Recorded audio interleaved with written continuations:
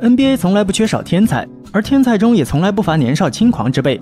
古往今来，多少球员曾经自信于自己的天赋，口出狂言。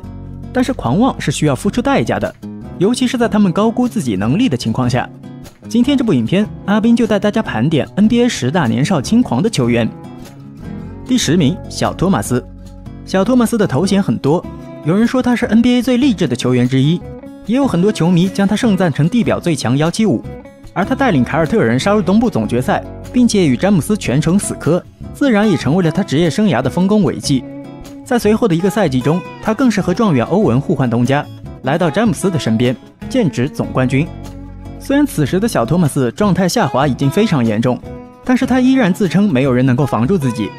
然而这样眼高手低的态度，直接导致骑士的更衣室爆炸，骑士仅在赛季中段就将他交易离队。而此后的小托马斯便很快沦落为联盟的边缘人，随后淡出了球迷的视野。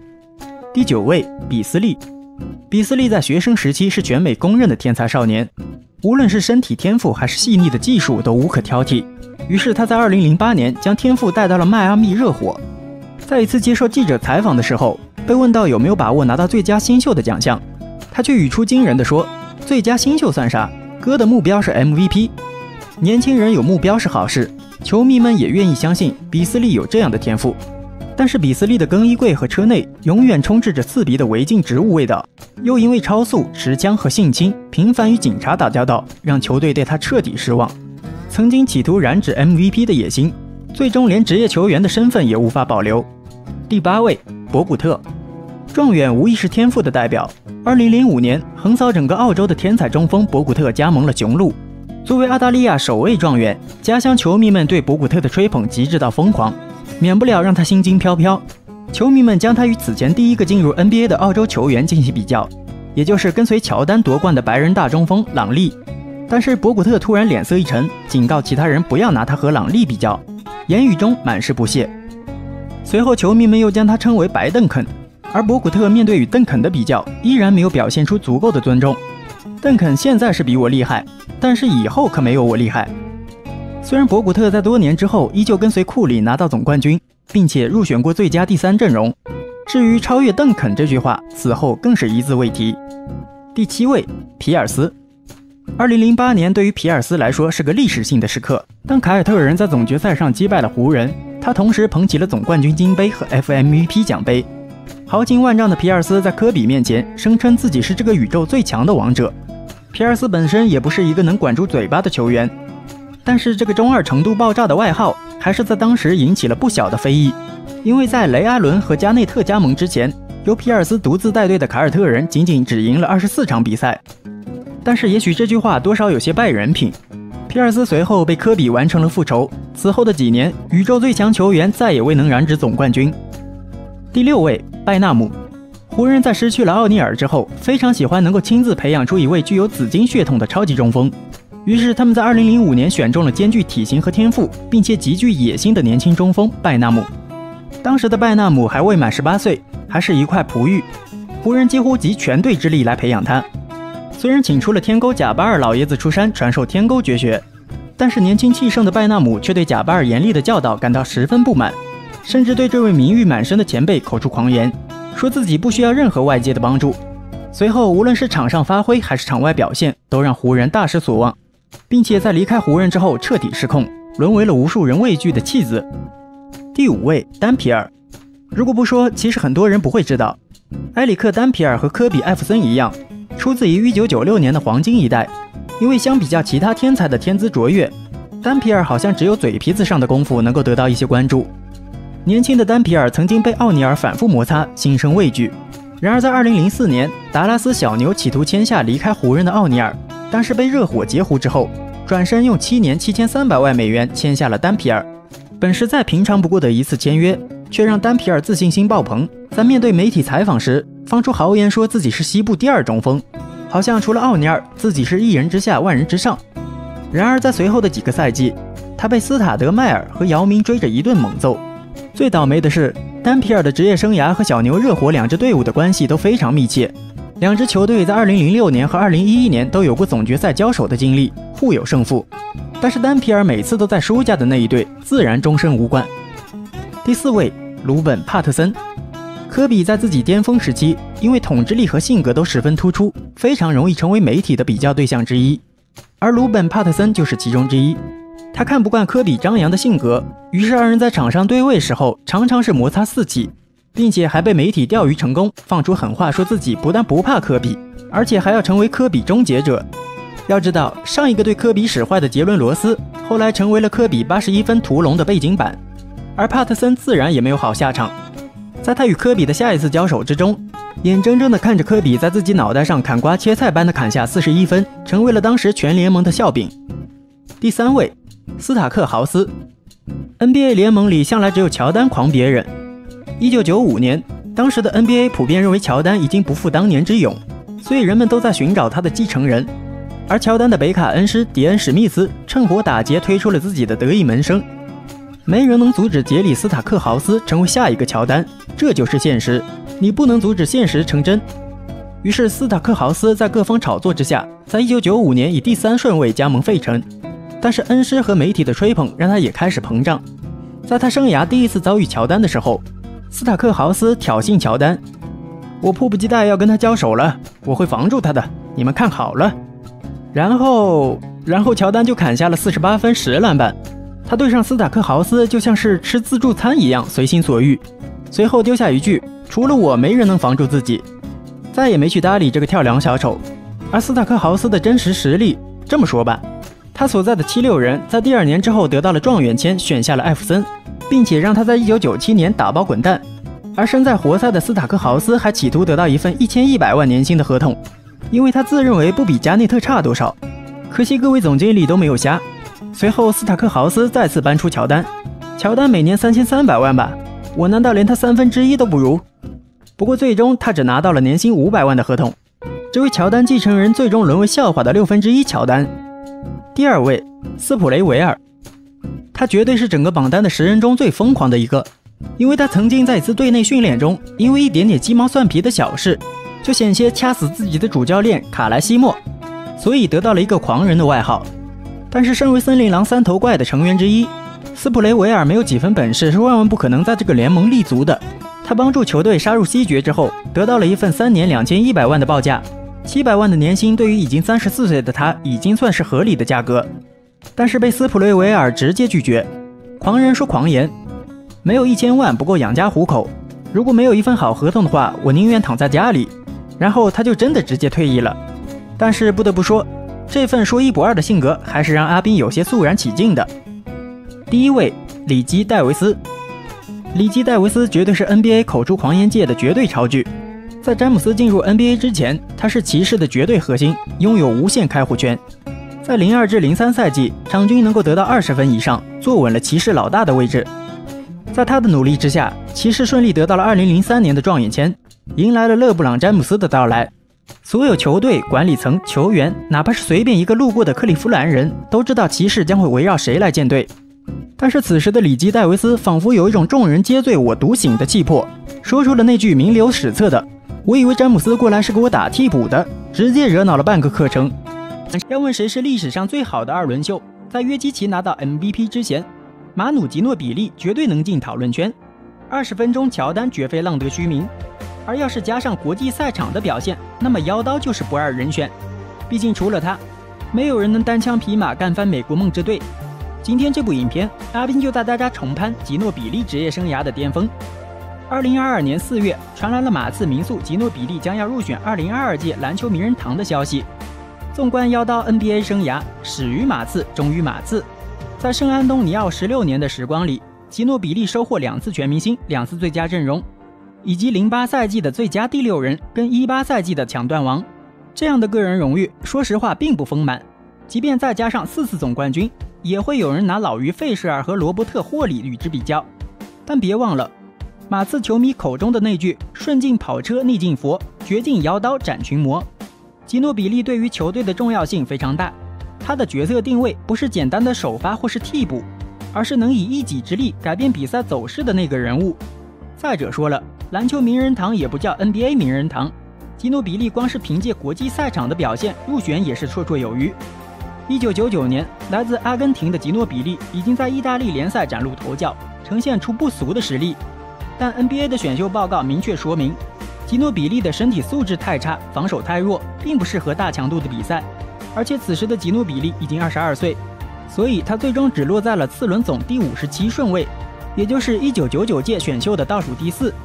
选中他的马刺和他进行沟通后，最终决定吉诺比利重新返回意大利联赛继续磨练。此后，吉诺比利2次率队夺取意大利联赛冠军，并且当选 MVP， 还在2001年获得欧洲篮球联赛冠军，当选欧洲篮球联赛 MVP。在统治了欧洲联赛之后，吉诺比利紧接着向世界最高水平的球队美国梦之队发起挑战。在2002年的世锦赛上，吉诺比利率领阿根廷队爆冷击败了梦5队，并且最终杀入了决赛。这是吉诺比利首次击败美国梦之队，划重点，首次。更值得一提的是，这一年被妖刀斩于马下的梦5队阵中恰恰就有众多99届球员，其中包括埃尔顿·布兰登、巴朗·戴维斯、安德烈·米勒、肖恩·马里昂等人。他们做梦也不会想到自己会被一个次轮秀率队击败。携世锦赛余威，吉诺比利正式登陆 NBA。02至03赛季，这只老菜鸟就随马刺夺得了总冠军。接下来的03至04赛季，吉诺比利进步明显，在77场比赛中首发，场均12.8分、4.5个篮板、3.8个助攻。到了季后赛，马刺次轮败于湖人，卫冕失败。天王山之战被费舍尔反绝杀的邓肯已经够郁闷了，殊不知石佛将会面临更大的悲伤。这一年夏天恰逢雅典奥运会，邓肯和艾弗森领衔美国男篮。虽然梦之队此前在世锦赛丧失统治力，但自从1992年组建以来，他们就没有让奥运金牌旁落过。本届同样志在必得，但素来敢于挑战权威的妖刀，这次继续担任绊倒大象的角色。男篮半决赛，阿根廷队与梦6队狭路相逢，在吉诺比利的带领下，阿根廷死死压住了美国。无论是溜底线轻松上篮，还是一个个三分球出手，妖刀始终打得游刃有余。即便梦6队拥有波波维奇，他们也没有搞定吉诺比利。要知道，妖刀即使在老爷子手下打球，后者很大程度上也只能对其放任自流。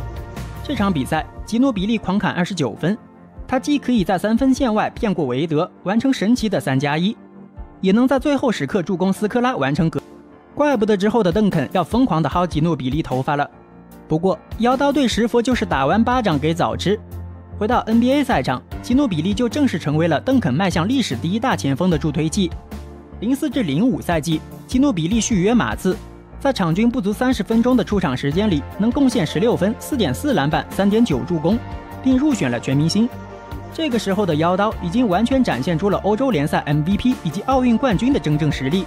其诡异的欧洲步上篮被球迷冠以蛇形突破的称号，加上他的惯用手是左手，使得他的突破更加难以防守。只不过体力限制了吉诺比利的出场时间，好钢得用在刀刃上，那就把常规赛节省下来的能量集中到季后赛爆发吧。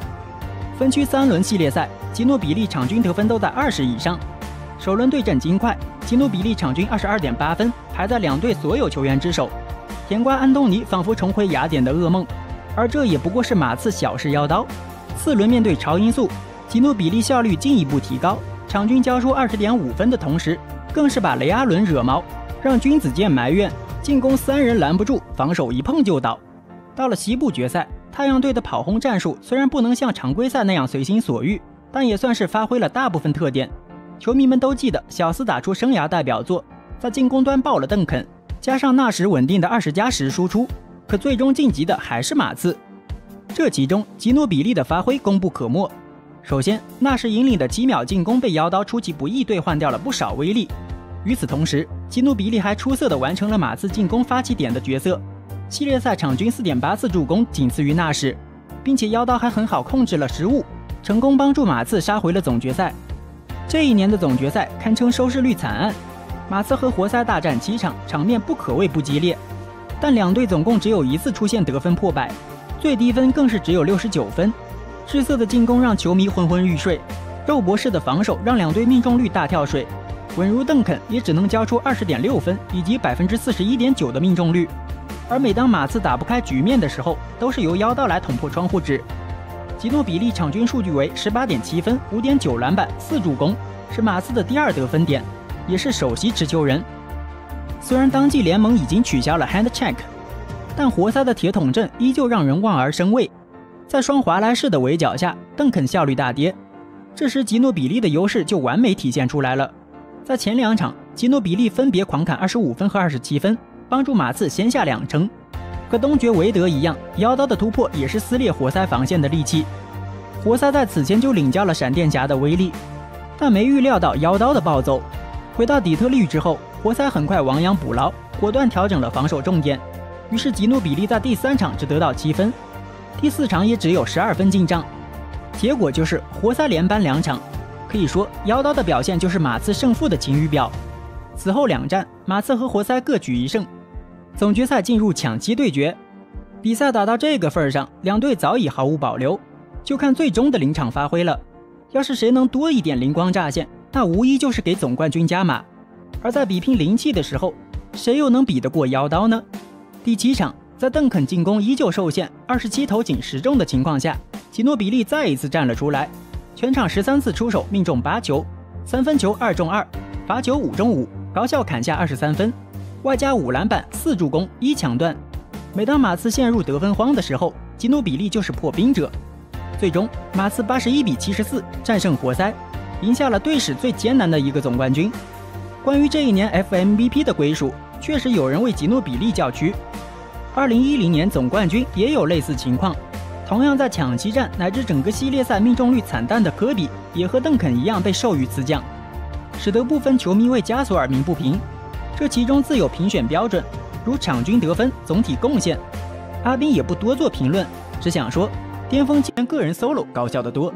今天阿宾就带大家盘点一下 NBA 里的名场面战术，看看他们的神奇之处。7. 球场包饺子。当自家球队遇到一些得分能力出色的球员时，往往会用到双人包夹战术，限制对方的进攻箭头。从视觉上来看，双人包夹就像一块奥利奥，两个防守球员就像2块饼干一样，把进攻球员这个奶油夹在中间。那么除了双人包夹，还有哪些包夹呢？3人包夹，甚至4人包夹。大胆点，不要保守，全队一起上，来个5人包夹怎么样？这还真有，不信你看。勇士对阵塞尔提克的比赛中，库里持球，一瞬间居然有5名绿军球员过来包夹库里。这种夸张的5包1战术，使得库里掉进了绿色的海洋。只要库里一拿球，塞尔提克的球员下意识的都想要去干扰他，真乃库有引力最生动的诠释。这种百鸟朝凤的画面着实难得一见。所有防守球员就像收紧的饺子皮，想把库里包进去，不过还是露了馅儿。6. 打翻的饮料杯。大家知道一场 NBA 比赛常规时间有多少个暂停吗？答案是20个。但有些球迷为了观看流畅度，认为暂停次数已经够多了。但是赛场瞬息万变，尤其是在比分比较焦灼的情况下，各个教练在使用暂停方面都是经过深思熟虑的。如果把暂停提前用光了，那么最后关头就只能任由球员在赛场上放飞自我了。但俗话说，没有条件，创造条件也要上。没有暂停，强行制造暂停的事情也是发生过的。比如说基德，当时篮网与湖人比赛，在最后的关键时刻，篮网需要布置战术，却没有了暂停。这个时候，主帅基德对迎面走来的队员泰勒低声念叨 "Hit me"， 这是怎么回事？为什么要撞基德？不过泰勒也不多想，严格贯彻了教练的命令，在行进间完全没有避让基德的意思，径直走了过去。结果两人相撞，基德手中的半杯饮料立刻洒了一地，比赛不得不因此中断1分多钟。这凭空给篮网一个布置战术的机会，但是后来联盟追查下来，罚款基德5万美元，这恐怕是基德这辈子打翻过的最贵的一杯饮料了。5. 把球给他。詹姆斯作为联盟中的顶级巨星，享受的待遇自然不同。有一个大名鼎鼎的网拍战术詹48就是为他量身定制的，条件非常苛刻，前提条件是2018年的詹姆斯以及十分懂球的泰伦卢。此战术在骑士与塞尔提克的抢七大战中效果尤其明显。詹48全称为詹姆斯48分钟不下场战术。48分钟有一定夸张成分，但主要为突出骑士对詹姆斯的依赖和詹姆斯个人能力的强大。就像我们平时在野球场，最好的躺赢方法就是把球给到最强的人，让他去打，不然就是浪费机会。不过是人都得休息，詹姆斯也不是铁打的，而且已经不再年轻，也总有累的时候。累了怎么办？叫2个暂停，下场喝杯加德乐，歇歇腿，缓一缓，然后上场继续干。好家伙，生产队的驴也经不住这么使唤。就这样，詹姆斯还是一个人拖着骑士进入总决赛，这着实令人动容。4. 开场送人头。奥尼尔的禁区统治力过于强悍，这让很多球队束手无策。然而打蛇打7寸，是人总有弱点。奥尼尔的弱点人所皆知，那就是他糟糕的罚球。他本人也不止一次地自嘲过在罚球线的表现，如果不是因为这个软肋，大鲨鱼的生涯总得分肯定能突破3万分。而老尼尔森就抓住了鲨鱼的这个弱点，并在上面大做文章，专门为奥尼尔定制了砍杀战术，即采用犯规对付奥尼尔，减少大鲨鱼投篮命中的机会，通过对奥尼尔无球犯规将他送上罚球线，这让很多球队竞相效仿。而将此战术用到极致的当属波波维奇，他甚至在比赛仅开始5秒的时候就祭出了砍杀战术，作为新赛季给鲨鱼的见面礼，整得奥尼尔一脸懵逼。战术执行后，镜头给到了场边坐着的波波维奇，只见他一脸坏笑，双手举着大拇指，表示了对这个犯规的肯定。当时在场的所有人几乎都笑了，包括奥尼尔自己也不禁笑了起来。事发的原因还要回顾前一个赛季，在太阳和马刺的季后赛交锋中，奥尼尔多次表示了对波波维奇的不满，并嘲讽他利用不正当的手段，也就是砍杀战术来限制自己。此番故技重施，也算是老爷子送给大鲨鱼的生日礼物。加上赛后的交流，使他们冰释前嫌。3. 稍息防守。莫伸手，伸手就被抓。防守哈登也是莫伸手，伸手就是献上一个犯规。大胡子是最狡猾的持球者，他的得分手段多样，进攻范围覆盖全场，只要有防守的地方就有他得分的可能，你防不胜防，甚至避无可避。作为09届选秀双雄之一，哈登是永远不会享受到库里5人包夹待遇的，因为所有人都对他避之不及。对此就产生了一个背手防哈登的战术，阿宾称其为稍息防守。只要我不伸手，我看你怎么骗罚球。不少球员在哈登进攻的时候毫不配合，会把手放在背后，只用身体去延误哈登，以避免自己陷入犯规麻烦。在和湖人比赛中，詹姆斯就在防守哈登的时候用到过这招。之后的比赛中，队友哈特也效仿过詹姆斯，用这招来对付哈登，真的是很有意思。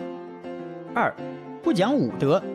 马刺老教头波波维奇是 NBA 历史上排得上号的名教头，除了刚才的挑逗鲨鱼，他还会经常布置一些令所有人感到意想不到的战术，比如打破篮球常规的6打5战术，意思很明显，直接派6名球员上场。